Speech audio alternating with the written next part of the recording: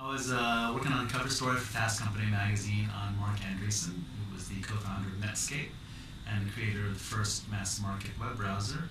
And he had another billion-dollar company, and so I wanted to find out what Act 3 was for him. And I flew to Silicon Valley, and we were talking about a company called Ning. And Ning is, well, a platform for anybody who wants to create their own social network. And he told me it was growing virally. And he used this term called viral loop.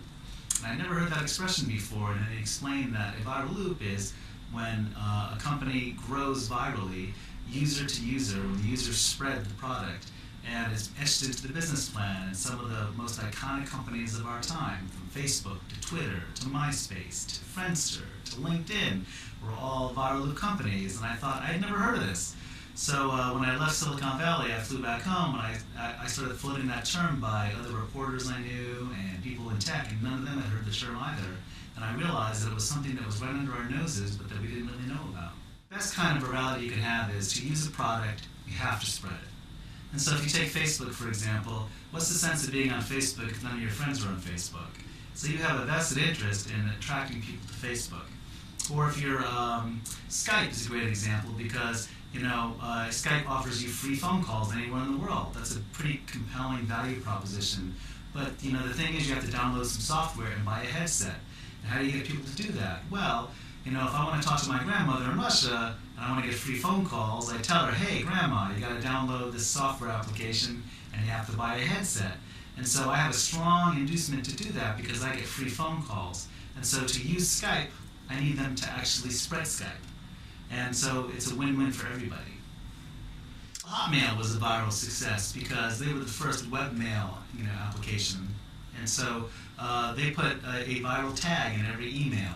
Set up your own free email at Hotmail. And because every email that was sent had this advertisement, they were getting loads and loads of people signing up, and it grew virally.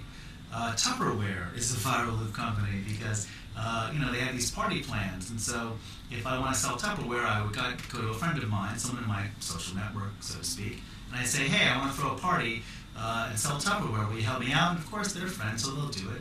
And so they'll invite 10 of their friends or 20 of their friends to come over, and I would sell a lot of Tupperware because it's a trusted environment, not unlike Facebook. But not just that, out of those 20 people, maybe 2, 3, or 4 people would actually also allow me to throw a Tupperware party. And so it grows virally. And so I'll throw another Tupperware party at a friend of a friend's place, and then that person will invite 20 more people. And of course, of those 20 people, 2, 3, or 4 people will allow me to throw another party. And so it grows virally, and Tupperware grew into a billion-dollar company. And in fact, the revenues today are like $2.4 billion or something like that. You have to have something that people really want and really need, or they really want. In the same way that we all pass on video links to people when we find the videos funny, like the cat playing the piano, or the music video on the treadmills, or the Mentos and the Diet Pepsi about Diet Coke, the fountain.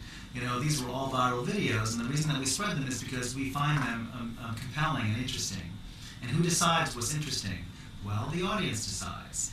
And so in the same way that a video goes viral, we spread it because we like it, we also do the same thing with products. And the trick is, if you have a product that you can actually create a business based on a product that people have to spread or want to spread, or it's their idea to spread, then you have something that will grow really fast. And so typically a viral loop company like Hotmail or Facebook or Twitter or LinkedIn or any of the other viral loop companies I write about, they grow incredibly fast. They have tens of millions of users within the span of, let's say, 18 months or 2 years.